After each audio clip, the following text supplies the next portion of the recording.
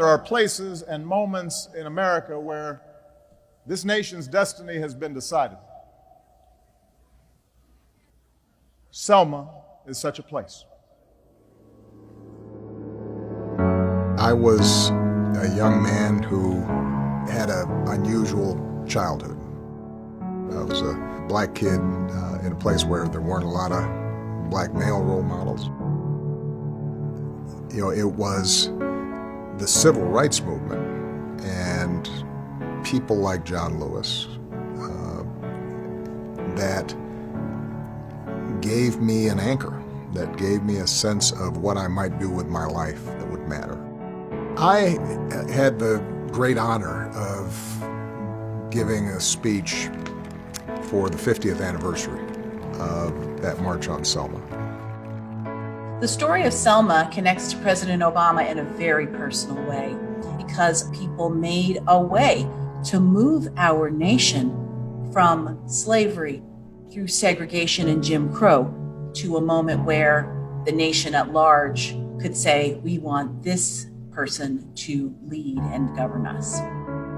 To me, the story of Selma is one of the epic stories of America. On one side, the armies of the dispossessed and the marginalized and the voiceless, led by a 25-year-old young man in a trench coat and a knapsack. And on the other side, you have the power of the state that is insisting that America is only for some people and will use violence to enforce the status and privileges that have been established. I was 11 years old at the time, and I had no idea there would be violence on the bridge. So when they lined up for the march, I got in line too. We marched up to the bridge and over it, and I saw this line of policemen lined all the way across all four lanes, state troopers. I'm standing there waiting for the front to go down when suddenly I hear what I thought were gunshots and screams. Before we could turn and run, it was too late. They came in from both sides, the front and the back, and they were just beating people. Old, young, male, female, black, white, it didn't matter. People lay everywhere, not moving, bleeding, and you couldn't stop to help them or you'd be beaten too. If you look at that moment, clearly the odds are on the side of those with the batons. It's not on the side of a bunch of unarmed protesters, except those folks were armed with conviction and an extraordinary courage. And at the end of the day, they won.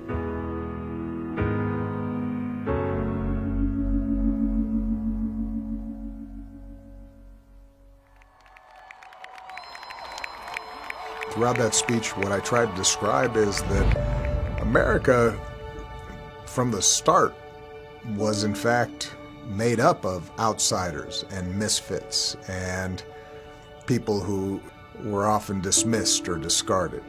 Freedom, freedom. That's what made America unique. You are America, unconstrained by habit and convention, unencumbered by what is, because you're ready to seize what ought to be. The single most powerful word in our democracy is the word we. We the people. We shall overcome. Yes, we can. Oh, what a glorious task we are given to continually try to improve this great nation of ours. Part of the reason why we thought that this excerpt was appropriate to be etched in the building itself is because it speaks to the priorities of the foundation.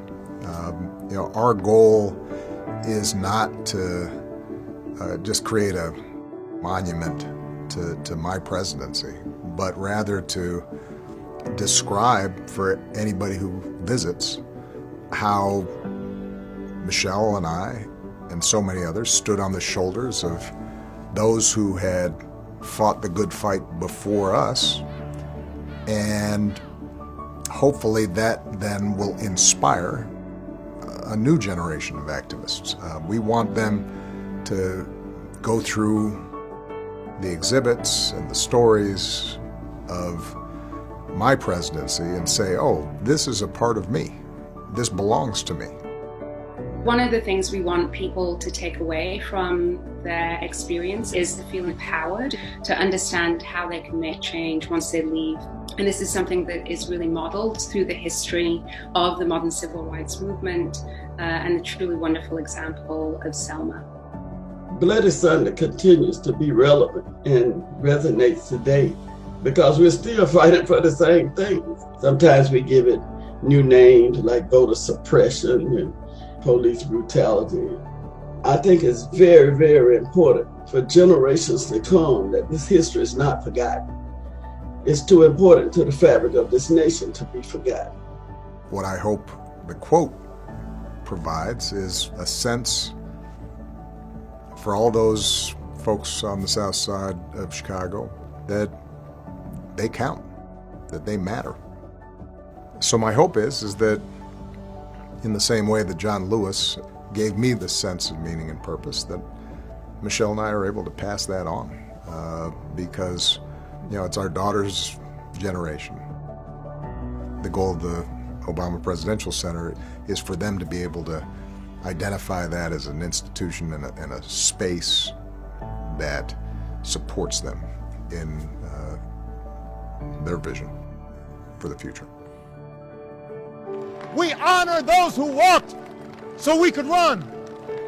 We must run so our children soar, and we will not grow weary, for we believe in this country's sacred promise.